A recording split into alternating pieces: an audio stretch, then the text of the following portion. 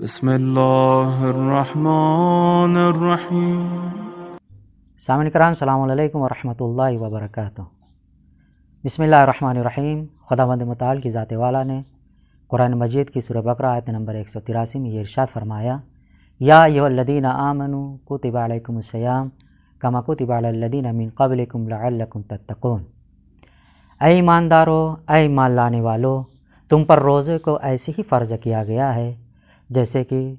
تم سے پہلے والوں کو اوپر فرض کیا گیا تھا، لعلکم تتقون، شاید کہ تم متقی اور پرہیزگار بن جاؤ۔ خداوند متعال کی ذات والا نے اس آیہ کریمہ میں جو مخاطب کیا ہے وہ صحابان ایمان کو مخاطب کیا ہے، وہ صحابہ ایمان کو مخاطب کیا ہے، یعنی ہر وہ شخص کو مخاطب کیا ہے جو خداوند متعال کی وحدانیت کا اقرار کرتا ہو، اس کو ایک مانتا ہو، وحدہ لا شریک مان رہا ہو، اس کو مخاطب کیا ہے جو اس کے بھیجے ہوئے نبی حضرت محمد مصطفیٰ صلی اللہ علیہ وآلہ وسلم پر ایمان لا چکا ہو اور اس کے دین اسلام پر اور اس کی بھیجی ہوئی آخری معجزاتی کتاب قرآن مجید پر ایمان لا چکا ہو، اس کو مخاطب کیا ہے۔ یعنی کہ اب جو شخص اس طریقے سے ایمان لا چکا ہوگا وہ مومن کہلائے گا اور وہ پروردگار کے احکام کو مانے گا۔ تو جب پروردگار نے اس آیہ کریمہ میں کہا کہ کما کتب علی الذین من قبلکم لعلکم تتقون، ویسے ہی روزے کو فرض کیا گیا جیسے کہ گزشتہ امت والوں کے اوپر فرض کیا گیا تھا۔ تو اب یہاں پر جو فرض کیا گیا ہے تو سب سے پہلے یہ سوال پیدا ہوتا ہے کہ روزہ ہے کیا؟ تو روزہ اسے کہا جاتا ہے کہ انسان اذان صبح سے لے کر اذان مغرب تک مشیت پروردگار مصلحت خداوند متعال کو مد نظر رکھتے ہوئے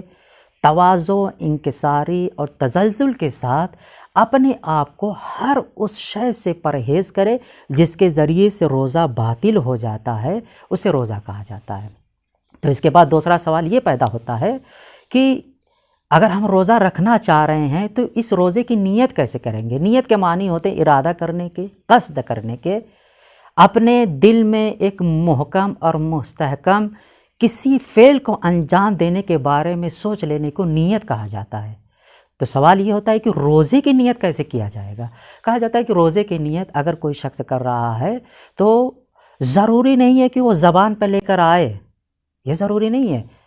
اور بہتر یہی ہے کہ زبان پر نہ لے کر آئے، چونکہ جو ہم عام طور سے عوام الناس میں دیکھتے ہیں، لوگوں کے درمیان دیکھتے ہیں،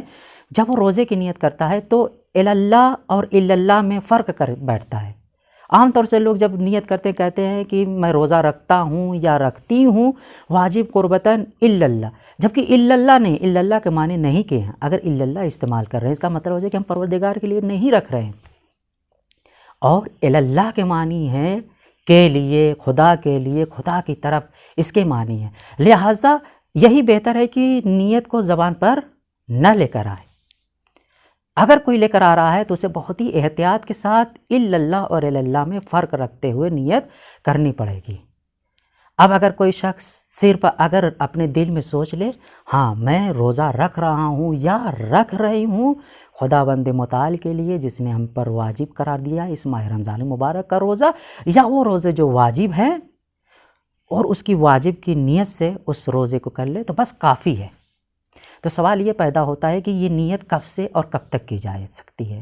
اگر مستحب روزہ ہے، ایک شخص اذان صبح سے پہلے سو گیا ہے اب اور اذان مغرب سے پہلے کبھی بھی اٹھ رہا ہے تو وہ نیت کر کے وہ روزہ رکھ سکتا ہے اور اس فعل کو انجام نہیں دیا جس سے روزہ باطل ہو جاتا ہے تو اس کا روزہ صحیح ہے۔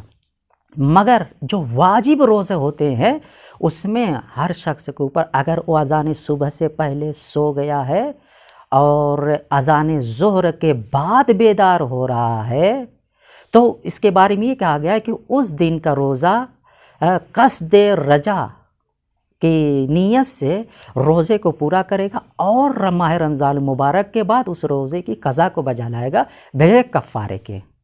اور اگر اذان ظہر سے پہلے وہ اٹھ رہا ہے، اس کی آنکھ کھل رہی ہے اور اس نے روزے کی نیت کر لی ہے تو بس کافی ہے، اس دن کا روزہ اس کا شمار ہوگا۔